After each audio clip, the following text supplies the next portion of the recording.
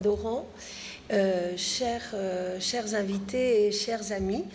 Voilà, lorsque nous nous sommes rencontrés avec le bâtonnier Doran à la rentrée du barreau de Bordeaux, celui-ci m'a demandé de bien vouloir refaire la communication que j'avais faite lors de la rentrée de Bordeaux. Et cette demande m'a beaucoup touchée parce que ce que j'avais exposé à Bordeaux me tenait vraiment beaucoup à cœur. Et je suis très heureuse de pouvoir le refaire aujourd'hui devant vous.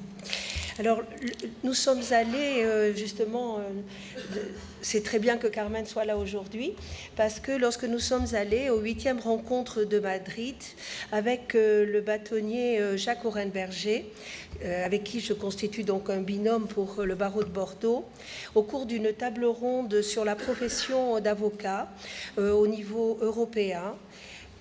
Cette table ronde était dédiée à l'attitude ou ce que les avocats pouvaient faire par rapport à la crise des réfugiés. Nous avons entendu notre confrère Michel Bénichou, dont vous a déjà parlé le bâtonnier Doran ce matin, qui est président du Conseil des barreaux européens. Et ce dernier nous a rapporté avec beaucoup de clarté et d'humanité les difficultés auxquelles les réfugiés étaient confrontés, ainsi que les populations locales lorsque les réfugiés arrivaient sur les terres d'Europe. À ce débat qu'avait organisé donc le barreau de Madrid intervenait également la responsable des étrangers et de l'asile et des réfugiés au barreau de Madrid, la vice-présidente de la Fédération des barreaux européens, ainsi qu'un membre du Conseil de l'ordre du barreau de Berlin. Et chaque personne avait relaté les différentes actions qui avaient déjà été mises en place.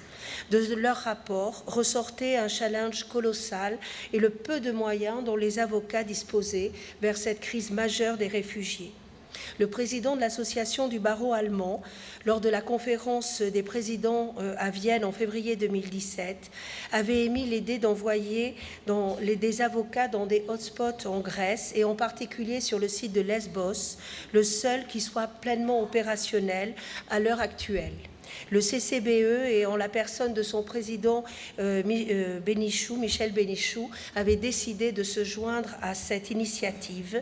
Et le président Bénichou nous a informé ce jour-là qu'il souhaitait mettre une réponse juridique précise à l'arrivée des réfugiés en Europe et plus particulièrement en Grèce, et souhaitait que des avocats européens puissent se former aux droits des étrangers afin de pouvoir assurer des missions d'observation, de communication, d'information et de conseil juridique aux migrants.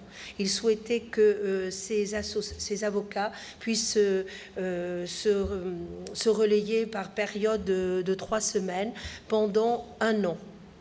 Dans ces hotspots, selon les informations recueillies, les droits fondamentaux des personnes en recherche de protection internationale n'étaient pas assurés. Il n'y avait pas d'accès à la justice, pas d'accès aux avocats, pas de contrôle judiciaire des procédures administratives. Les migrants font l'objet de détentions administratives systématiques en l'absence d'interprètes. Ces personnes totalement vulnérables sont dans une ignorance totale de leurs droits et nous ne pouvons que constater l'absence totale du respect des droits de l'homme. Pour cela, le président Bénichou comptait sur l'adhésion d'à peu près 16 organisations internationales pour réunir un budget de l'ordre de 160 000 à 200 000 euros pour pouvoir donc mettre en place cette aide dans les hotspots et particulièrement ceux de Grèce et à Lesbos. De notre côté, au barreau de Bordeaux, nous souhaitions évoquer ce qu'un de nos confrères, un de nos amis, homme de caractère et de conviction, qui avait toujours servi sa profession et son ordre au travers des mandats qu'il a exercés tant au Conseil de l'ordre qu'au Conseil d'administration de la CARPA, par ses engagements syndicaux et associatifs, et qui, tout seul, je dis bien tout seul, sans moyen, a décidé de partir dans la jungle, à Calais, pour participer à la création d'un centre juridique dans cette zone de non-droit. Notre confrère Raymond Blé s'est immergé, si l'on peut dire, pendant 2 mois dans le bidonville de Calais et a vécu au plus près des migrants. Un soir, il est venu à notre Conseil de l'Ordre pour nous décrire la situation dans laquelle se trouvaient ces gens, l'impossibilité d'avoir accès aux droits, malgré ce que faisaient les différentes associations présentes, ainsi que les barreaux périphériques de Calais, les violences commises sur les migrants, malheureusement quelquefois également par les services de police, et aussi par de véritables milices qui attaquaient le soir les réfugiés. Il nous a raconté les situations intolérables dans lesquelles se trouvaient des mineurs isolés et même ceux qui avaient de la famille en Angleterre. Sur 400 mineurs se trouvant dans le bidonville, au moment où notre confrère avait été sur place, 150 étaient seuls, sans famille, à Calais. L'UNICEF a publié un rapport dénommé ni sain ni sauf sur le sort des migrants mineurs qui serait maintenant, qui était juste avant le démantèlement de la zone de Calais à plus de 500 personnes. Les avocats ont reçu en entretien individuel, pendant que notre confrère était sur Calais, plus de 600 migrants, dont beaucoup de mineurs, de femmes seules, et ont essayé de les conseiller au mieux qu'ils pouvaient.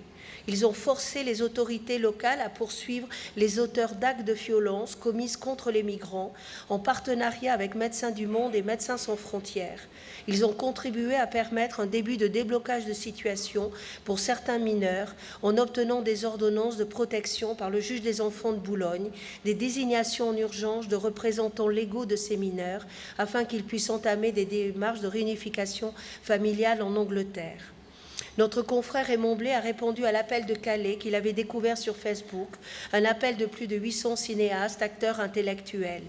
L'association Charpentiers sans frontières a édifié une cabane en bois et c'est dans cette cabane que notre confrère et les intervenants ont décidé d'établir un centre d'accès aux droits pour les migrants.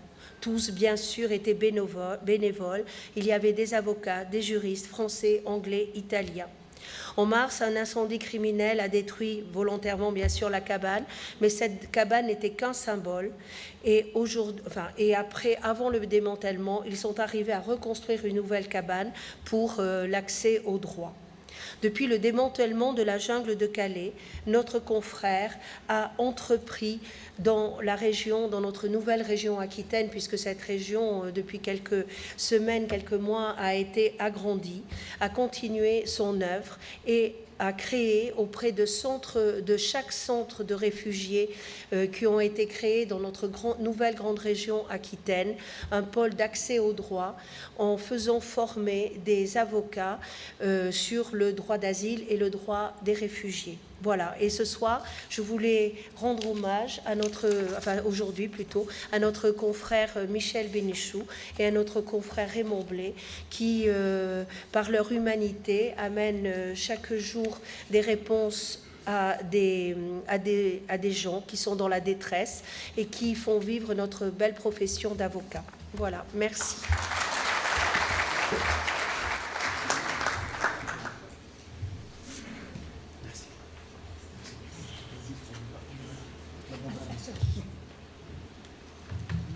Les confrères d'Oran qui souhaiteraient aller donner un coup de main.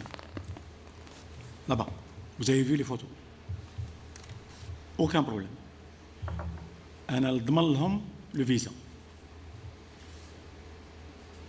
Une seule condition qui m'a été demandée, c'est qu'ils puissent savoir, en tant que faire se peut, l'anglais.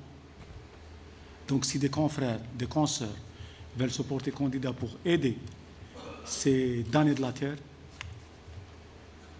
je suis disponible et prêt à les aider pour avoir le visa Schengen.